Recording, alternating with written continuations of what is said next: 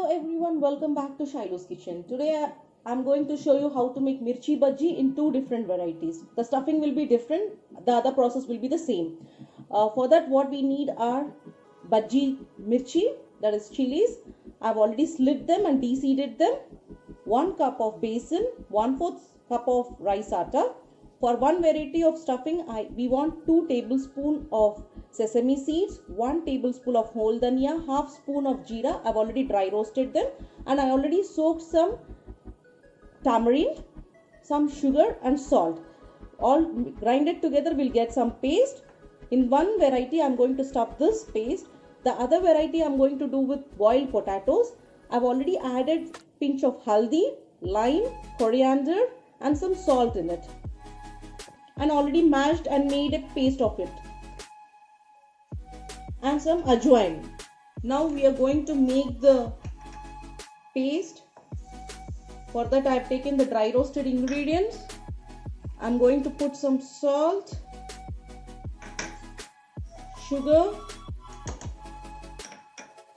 I'm going to add this tamarind also and make a fine paste out of it. After grinding these ingredients, I'm going to add this pulp, tamarind pulp, and give it a grind once again. Now the stuffing is ready. The paste should be not of running consistency. This consistency is perfect so that we can stuff in the mirchi now. Now I'm taking one mirchi.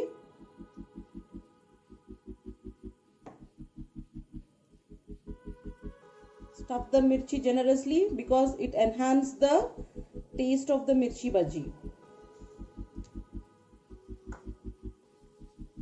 You can fill for how many bhajis you want, those many.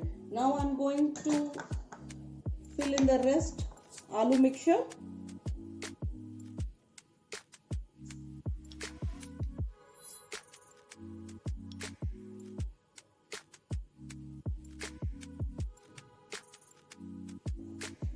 Now we are going to mix the batter. For that I am taking besan, rice atta, some salt, ajwain, and I am taking here a pinch of cooking soda. Now we are going to mix with hand first properly. Now I am putting water and making it a batter. Don't put all water at a time. Check the consistency and put it. Ensure that there are no lumps in the batter, and the batter should not be of running consistency.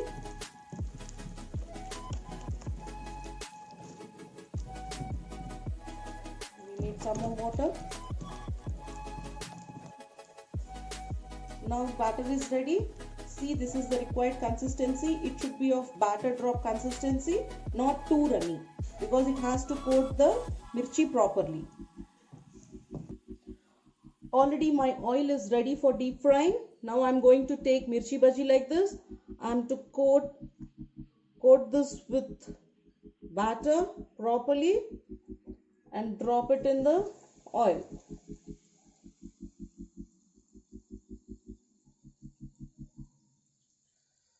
Coat properly.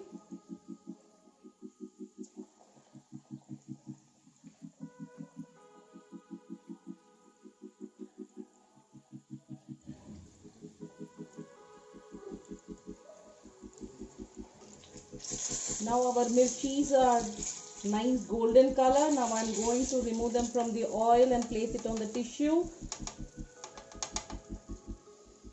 Similarly, you can do the other type of aloo mirchi also. I'm going to do in the same way. Guys, the mirchi bhaji looks like this after fry.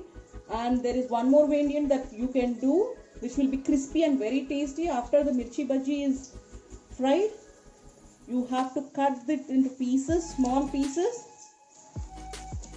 And again we are going to fry this. And this variant is known as cut mirchi. Very tasty, guys. The mirchi bhaji, you should try this variant also. Guys, in the same oil, I'm going to put the cut mirchi, and just we are going to fry a bit, that's all, not more, till they turn crispy. Guys, they are crispy and golden fried. Now I'm going to remove this and put it in the tissue.